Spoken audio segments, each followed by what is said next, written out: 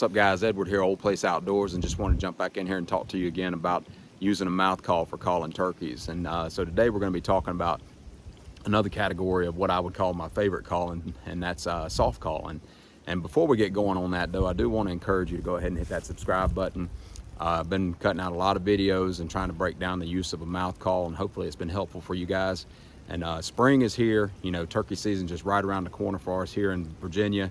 It's already opened up in many of your southern states, and so getting ready to just be unloading a lot of fresh content, and I want you guys to stay in touch with me on that. So all that said, though, just continuing on with using the mouth call for soft calling turkeys. Before we start on that, I do want to say that having raised turkeys and chickens, then one thing I've found, and I emphasize a lot, is that turkeys are oftentimes always making noises. Now, does that mean that we'll necessarily hear the noises as a human? No, because we can't hear as good as they can, first of all, and it can oftentimes be really hard to recognize some of those really subtle sounds. But to say the least, I think that most people would agree that turkeys can hear a lot better than us. And so soft calling can be one of the deadliest strategies to use in the spring woods for a turkey hunter. And so a few different types of soft calls we're going to talk about. We're going to talk about the purr. That's a very popular one, and one that you can throw it in your yelping sequences. You can use it in the morning when you're doing your tree calling. You can use it even in an aggressive manner, and you can really tone up those or turn up the aggression with your purr to make it into a fighting purr, which is probably for another category or another chapter in this book. But all that said, we'll talk about the purr, and we're going to talk about one that I like to use a whole lot, which is a whine, and some people call it like a do-it or feeding calls. And and we'll also talk a little bit about the cluck, you know, very simple cluck and bubble clucks. So all that said, though, let's jump right in and talk about the purr first. One of the most popular, I guess, theories on purring is to use your throat in conjunction with a fluttering of your tongue, and that's where you're wanting to gently push that air across that reed like we've talked about, and make that reed just barely rattle some. Now, some people can use just their throat, and some people can use their lips only, and then some people do it with the combination of their throat and their lips. And me, I can do it all different ways. I kind of mix it up a little bit, but I'm going to demonstrate how I purr real quick. And again, important to make sure you got that mouth call in correctly. You know, horseshoe facing out, top reed up. Top reed's going to have your cut on the top, and your tab, if it's a call with a tab, is going to be on the bottom. But just putting it in there, and it's kind of tough to really emphasize this, but you want your tongue to be relaxed. You have to learn to to move that air across there, and have your tongue kind of in a relaxed manner. So real quick, going to demonstrate, and then we'll break it down some.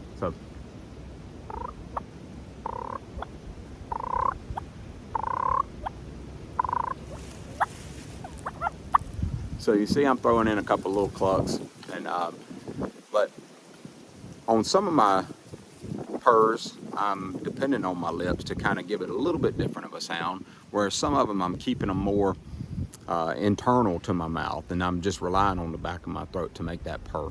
But it can be a very challenging call to make. But really, you're not going to be dropping your jaw or your tongue on this one. You're wanting to kind of more or less keep that tongue affixed under the call, and just barely let that tongue kind of flutter under it. The more flutter you get, the more rattle of that purr that you're going to get from it. If you were to tone it up and get into a fighting purr, then of course you would get more of a rattle from it. I did want to add too that we've been having some like crazy wind over the last week really, and it's probably not the best day to have chosen to do soft calling, but you know, I guess it's as good as any, right? So once again with the purr, and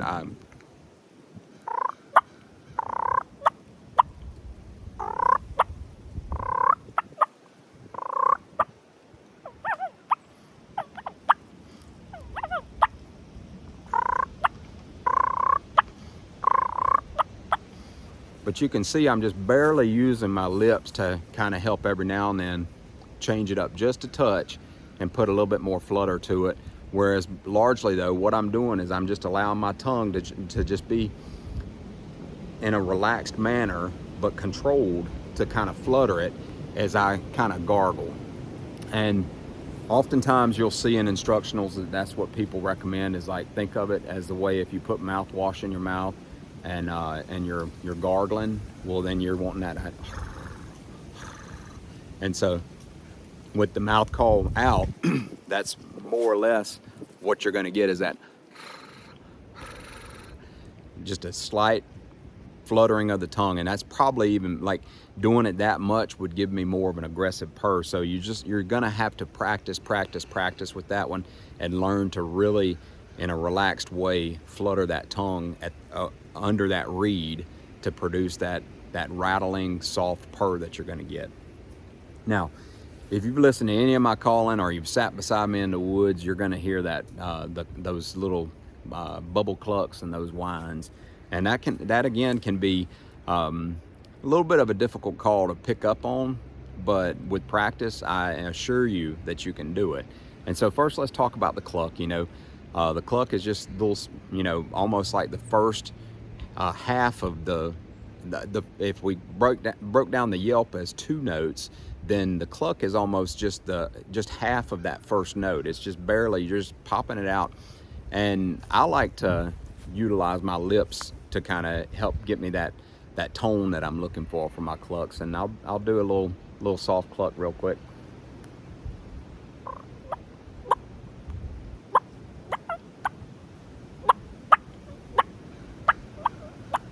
But you can hear I'm kind of varying the sound a little bit. I'm dropping my jaw some, just kind of making that.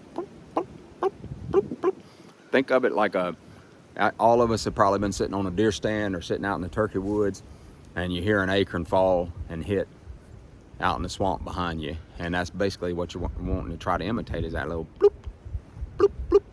Those little clucks is all it is, just a bloop, bloop, bloop. So a lot of times what I like to do is kind of, it's almost like I'm filling up the back of my mouth with a little bit of air and kind of loading it, and then like kind of popping it, like kind of like think of it like popping a balloon, so to speak. So really tough to kind of describe. It's something that you're just going to have to take these little pointers and do a lot of practice with it. So now let's talk about the whine, because once again, you know, I get it so much. People will say, you know, what call was that? You know, I never heard a turkey do that. And it's kind of just these little whoop, whoop, whoop, whoop. It's like a whistle or a whine. And I really like to employ this call out in the woods, but it's again, I'll probably put a couple yelps in there.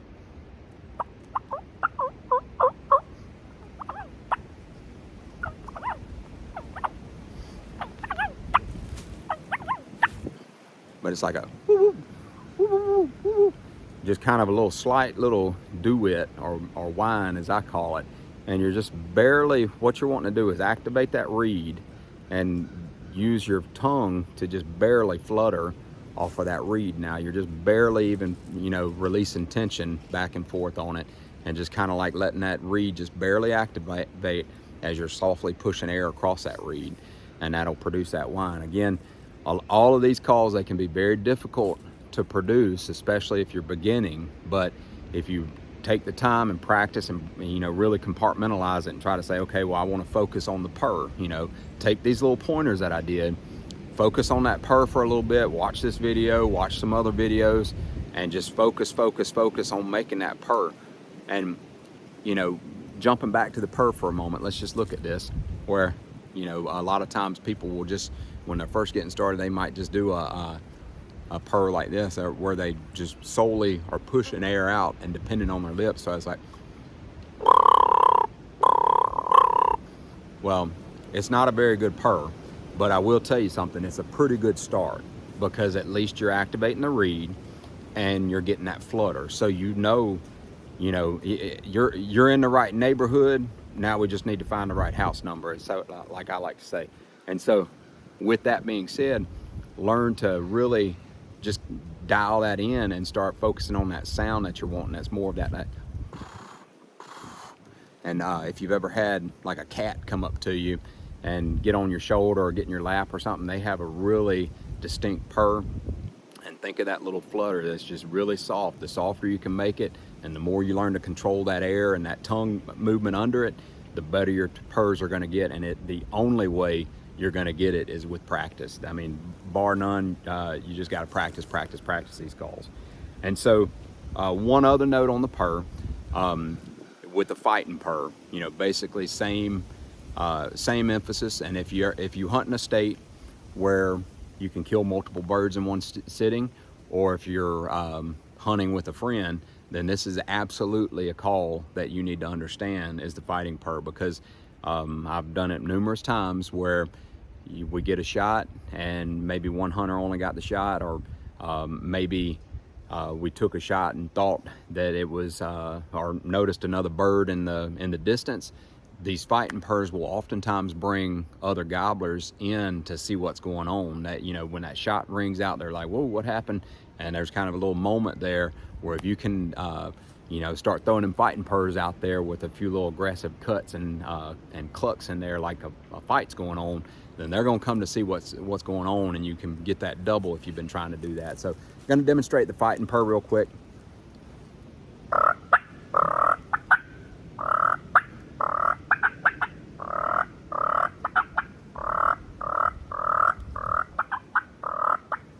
And all I'm doing is pushing that air across that reed and really rattling that tongue, throwing a few little pops in there for like clucking.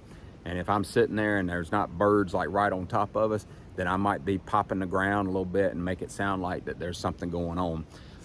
I carry a wing with me, and I'll oftentimes utilize something like that. So the fighting purr, again, not really, by no stretch is that a subtle or a soft call, but I guess we'll just call it a bonus for this video. So guys, I want you to be working on that. If you got any questions, just drop me a comment below. I'll get right on top of it and try to answer it for you. I love the questions. I love to try to help you guys out, and I want you to be practicing these calls. They're some of the best to utilize out in the spring woods, I can assure you. And so, but hit that subscribe button, hit that like button, and be sure and drop me a comment and let me know what you think about it, and if there's anything else that you're looking for. And we will see you on the next one. And it won't be long, we'll be seeing those turkeys gobbling. So y'all, I'll check you later.